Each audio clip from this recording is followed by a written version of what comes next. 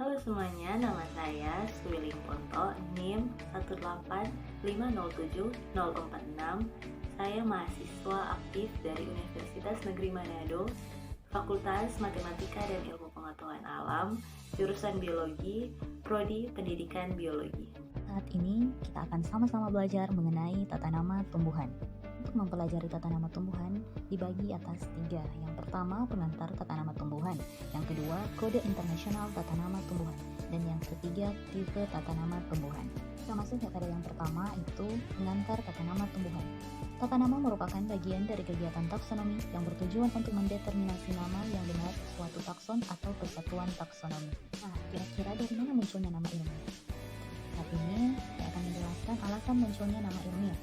Yang pertama, beraneka ragamnya nama daerah. Tidak ada kemungkinan nama daerah tersebut diberlakukan sebagai nama internasional. Yang kedua, banyaknya nama yang sinonim. Yang ketiga, banyaknya nama homonim.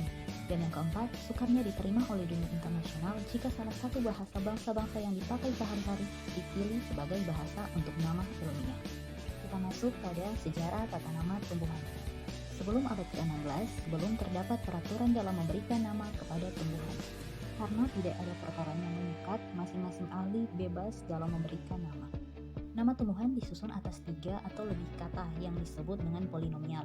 Sistem tidak bekerja dengan baik, susah dalam pelaksanaan, sulit dikembangkan, tidak jelas apakah mengacu pada takson tingkat jenis atau marga, atau takson yang lebih tinggi. Plus dan Gaspar mulai menggunakan binomial untuk nama tumbuhan, belum teratur dan konsisten. Tahun 1753, Linnaeus dalam bukunya Spesies Plantarum mengenalkan sistem binomial. Contoh binomial, Hibiscus tiliaceus Waru, Hibiscus sabdaripa Rosella, yang artinya Linnaeus membaptis Rosella berkerabat dengan Waru. Kita masuk di bagian yang kedua, KITT, Kode Internasional Tata Nama Tumbuhan. Dalam Kongres Internasional Botani, muncullah yang disebut KITT, Kode Internasional Tata Nama Tumbuhan. Rifai pada tahun 1933 menyatakan bahwa kode tata nama bertujuan untuk menyediakan cara yang mantap dalam pemberian nama bagi kesatuan-kesatuan taksonomi, menjauhi atau menolak pemakaian nama-nama yang mungkin menyebabkan kesalahan atau keraguan-raguan, atau yang menyebabkan timbulnya kesimpang siuran dalam ilmu pengetahuan. Tata nama ini juga bertujuan menghindarkan terciptanya nama-nama yang tidak perlu. Prinsip dan peraturan tata nama tumbuhan. Yang pertama, tata nama botani tidak berhubungan dengan tata nama zoologi. Nama yang sama yang diberikan pada tumbuhan bisa juga digunakan ahli zoologi pada hewan. 2. Pelaksanaan penamaan di dalam kelompok taksonomi ditentukan dengan menggunakan tipe tata nama. Tipe untuk famili adalah genus, tipe untuk genus adalah jenis, tipe untuk jenis adalah spesimen, dan seterusnya. Yang ketiga, tata nama dari kelompok taksonomi haruslah berdasar pada prioritas publikasi, dan nama yang benar adalah nama yang telah dipublikasikan terlebih dahulu dan mengacu pada aturan-aturan. Tata nama yang telah dipublikasikan lebih dulu harus dipakai sebagai dasar pada publikasi berikutnya. Yang keempat, setiap kelompok taksonomi batasannya, posisinya, dan urutannya bisa membuat satu nama yang benar. Yang kelima, nama ilmiah kelompok taksonomi disajikan dalam bahasa Latin tanpa menghiraukan asalnya. Aturan untuk penamaan genus dan penunjuk jenis sama juga dengan yang lain harus dalam bahasa Latin. Yang keenam, aturan tata nama adalah berlaku surut kecuali hal-hal kecil. Yang ketujuh, suatu nama yang sah tidak boleh ditolak karena alasan tidak disukai atau karena kehilangan arti aslinya. Contoh, Hibiscus rosa sinensis, aslinya bukan di Cina. Perubahan nama hanya boleh dilakukan bila sudah betul-betul diteliti taksonominya. Posisi nama ilmiah. Nama ilmiah suatu jenis merupakan penggabungan 3 hal. Yang pertama genus, yang kedua spesies epitet, yang ketiga author. Contoh, Teris pitata L dan Orisa sativa L. Aturan nama genus. Nama-nama genera, kata benda tunggal dalam bahasa Latin atau dilatinkan dengan inisial huruf besar. Setelah penulisan pertama pada genus yang sama boleh disingkat. Contoh Quercus alba, jadi bisa jadi Ki alba atau Ki rubra.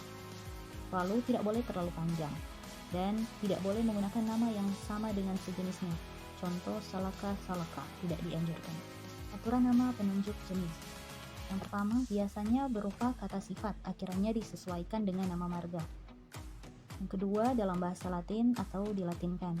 Selanjutnya bisa berasal dari berbagai bentuk, misalnya nama orang, nama tempat, nama umum, dan lain-lain. Tidak boleh terlalu panjang, tidak boleh mengulang nama marga. Ditulis dengan huruf kecil dan apabila terdiri dari 2 suku kata harus diberi tanda sambung. Bisa dilihat contohnya di bawah itu. Aturan nama autor. Autor adalah nama pengarang yang menerbitkan nama sah takson itu untuk pertama kali. Tujuan pencantuman nama autor adalah supaya penunjukan nama suatu takson tepat dan lengkap serta memudahkan penelitian tentang keabsahan nama. Untuk tahap pengusulan nama tempat tumbuhan, kalian bisa melihat di gambar di bagian ini. Kita masuk pada bagian yang ketiga, tipe tata nama tumbuhan. Yang pertama ada holotipe, yang diambil dari kata holotipus. Ialah suatu spesimen atau unsur lain yang dipakai oleh seorang pengarang atau ditunjuk olehnya sebagai dasar waktu pertama kali mengusulkan nama jenis baru. Selama holotipe masih ada, penerapan nama yang bersangkutan dengannya dapat dipastikan secara otomatis. Kalau pengarang yang mempertelahkan suatu takson tidak menentukan holotipe, atau kalau holotipe hilang, maka tipe pengganti atau tipe baru dapat ditunjuk untuk menggantikannya. Yang kedua ada tipe pengganti atau lektotipe. Ialah suatu spesimen atau unsur lain dari spesimen-spesimen asli, isotipe atau sintipe, yang dipilih untuk menjadi tipe tata nama. Kalau holotipe tidak ditentukan atau holotipe hilang atau hancur. Selanjutnya ada isotipe.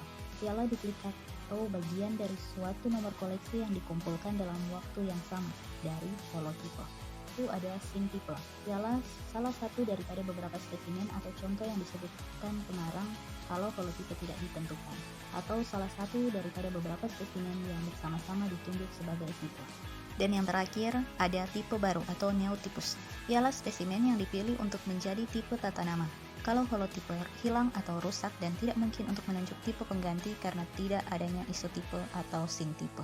Itulah pemaparan materi tentang tata nama tumbuhan. Terima kasih sudah menonton.